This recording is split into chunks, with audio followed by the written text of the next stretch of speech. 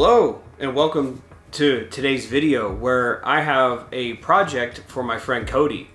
We are building him his first ever gaming PC, and he came over and played WARZone on my computer a while back, and he really enjoyed it. And I don't know if I talked him into it a little bit or whatever, but I think I did. But either way, he was wanting to play WARZone on a gaming PC for the first time, and so I told him I'm up for the challenge because in 2021, buying any type of PC components right now is really difficult, especially CPUs, GPUs, and power supplies.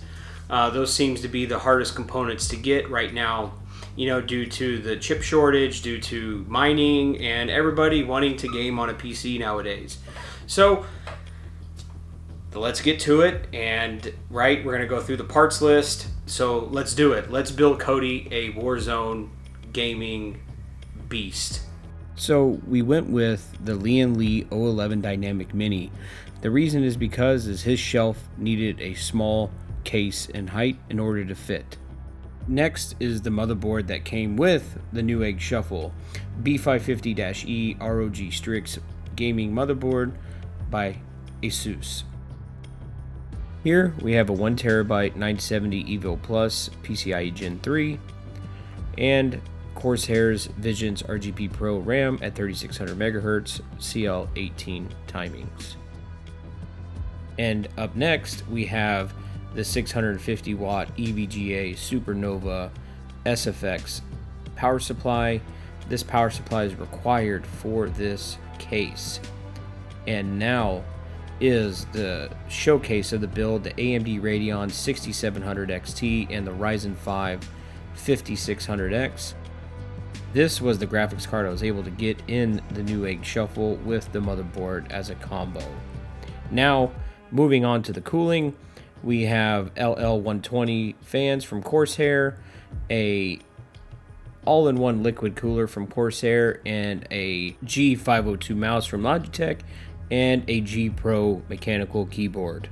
Alright, now we've gone through the part list, so now let's move on to my first ever attempt at a montage of me building a PC. So yeah, let's check it out and see how the journey goes.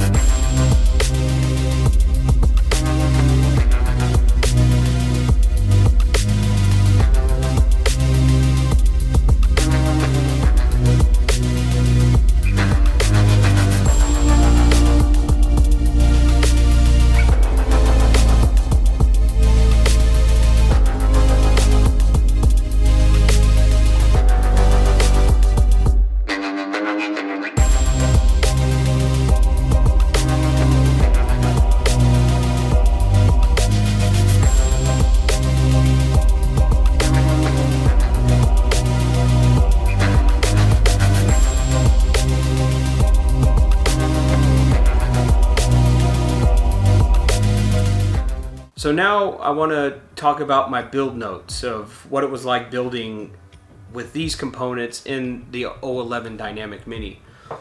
Now, since we have to do Newegg shuffles or pay high prices for GPUs nowadays, right? I was forced, and I want to say forced because Newegg is forcing these on us. I was forced to get a ATX form factor motherboard. Now, this case can accommodate a ATX motherboard, but you run into limitations, and one of the limitations that I ran into was the RAM height. And this Corsair RAM I had laying around because I had it for another build, and to save Cody a little bit of money, I offered it to him below what I paid for it because they're used. But with the radiator at the top and the fans, it would not fit. But if I had like an ATX or an ITX motherboard, it would have been no problem with this RAM. So, and some of you Eagle Eye viewers might know from, the parts list into the final build, I had to switch to the 240 millimeter radiator instead of the 360, and that was because of the RAM height. It just wouldn't fit, and I even tried thinking about modifying the fans and shaving down the sides of it to fit in there, and it just wasn't worth it. So I had to side mount the radiator, which wasn't my first choice. I wanted to put it at the top.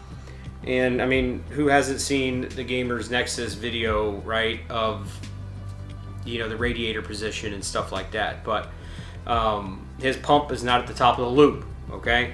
So we're good there. But other than that, the case is wonderful to build in. It's actually one of the favorite ones that I've gotten to build in before or yet, and I highly recommend the case.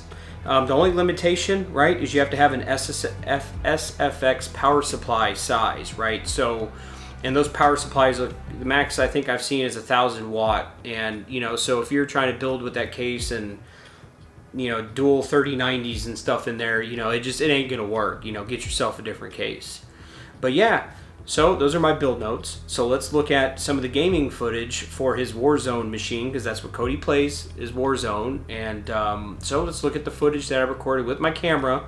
I didn't capture with the PC or my other one. I just threw my camera right at the monitor so we can just see it. So yeah, let's check that out and see what kind of performance he can expect. Alright, so here we are. I just jumped into a WARZone game earlier. And looking at the performance here, I've seen anywhere between 120 to 100, even 160, as you can see right here. And I mean, I'm playing at 1440p right here on my monitor, and we ended up getting him a Dell 2721D 165 1440p hertz in resolution monitor. And so this is looking exactly like what he would see when he plays for himself. And just my feedback on this CPU and GPU setup here, it is performing really great.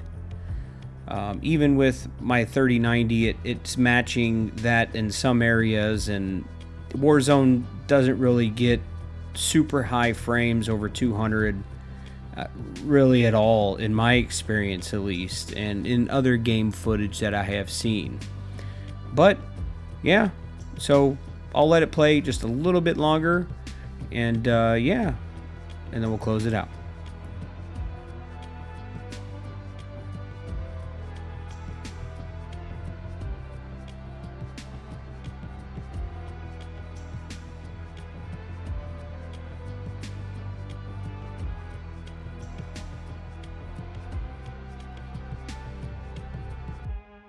Alright, thank you for watching. I hope you enjoyed today's build, and hopefully I can do more of these for my friends in the future. And if you liked it, please give the video a like, please subscribe, and join me for other gaming videos and tech videos that I will be doing. So yeah, thanks for watching. See you in the next one. Bye.